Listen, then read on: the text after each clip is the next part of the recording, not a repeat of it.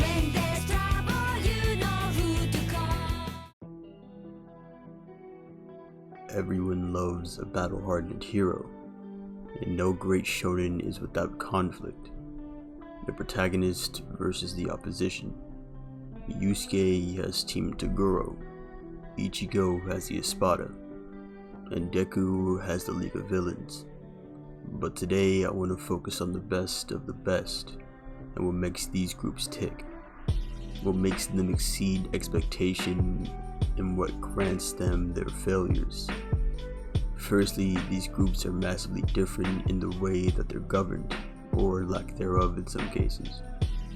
Their goals as a collective aren't always digestible, they leave room for interpretation. Separately, they've met their matches, and have been bested, but together, their determination is unmatched. Having powerful people around them lifts them higher than any single member could reach alone.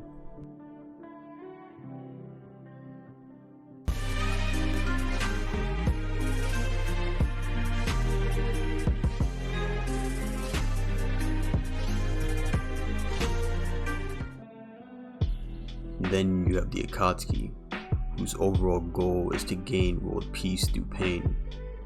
Though the power dynamics are loose, members of the Akatsuki seek guidance from Nagato and Obito, arguably the two strongest members. These two are the catalysts to their mission dynamics and give orders, some could say loosely, giving each member room to interpret the process, with the outcome being implicit and expected. A group that is fierce on their own, but gain a significant advantage through certain amalgamations of fighters to increase their productivity. Itachi and Kasame, Kakuzu and Hidan, etc. And some of the Akatsuki are also together so they don't find conflict in each other on their way to achieve their independent goals. Well, let's be friends and have some fun, all right? And hope that we will not end up as each other's final opponents. What is odd though is an extreme separation and distinct dynamic between members. There's an almost high school-esque clique division between the Akatsuki. For example, Deidara, hating Itachi and the Uchiha.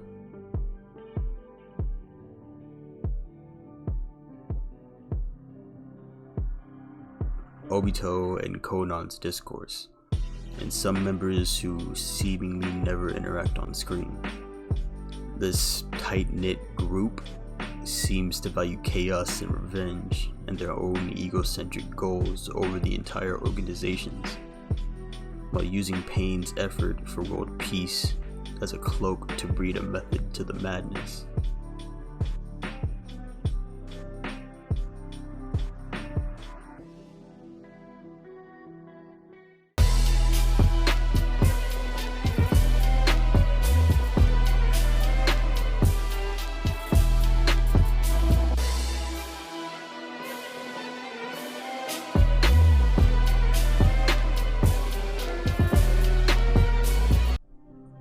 Then you have grasping at a sense of belonging through fear and obscurity in the Phantom Troop.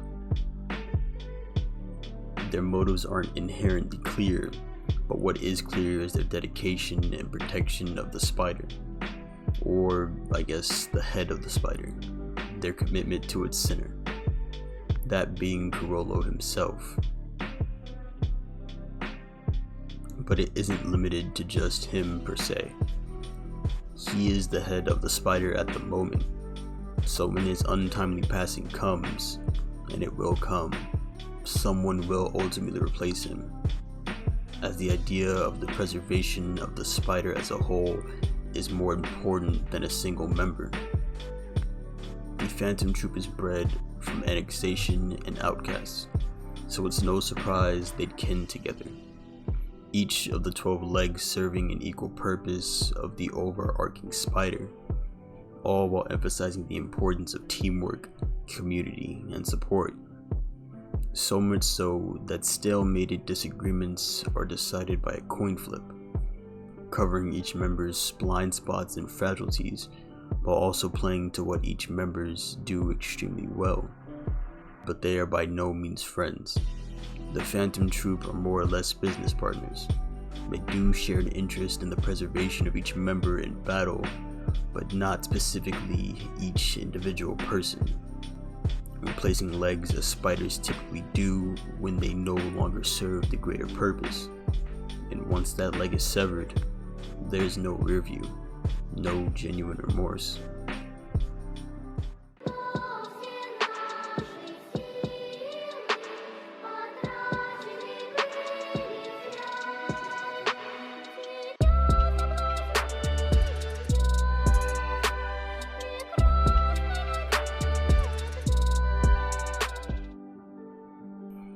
But the homunculi are a unique case, each of them free with their own wills and personalities, but their motives are fathers. They understand they are replaceable, so they carry their own underlying ulterior motives, whether it be taking down the other homunculi like greed, or just to cause pain to the entire human race in envy.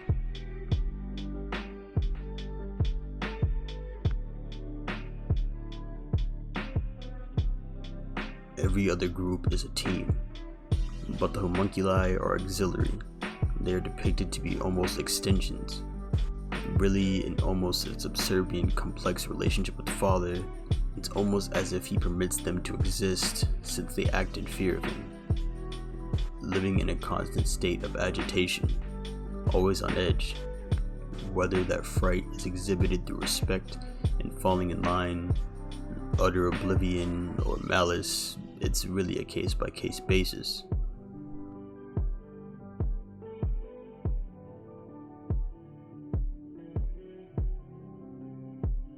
Yet, with their differing beliefs, they've all found varying degrees of success. Whether it be a soft or designated leader, it seems to breed a recipe for almost certain triumph.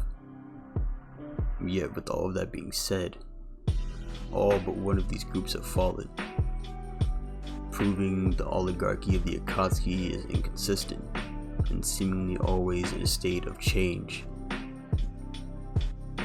also disproving the greatness of a theocracy type dictatorship ruled by one father,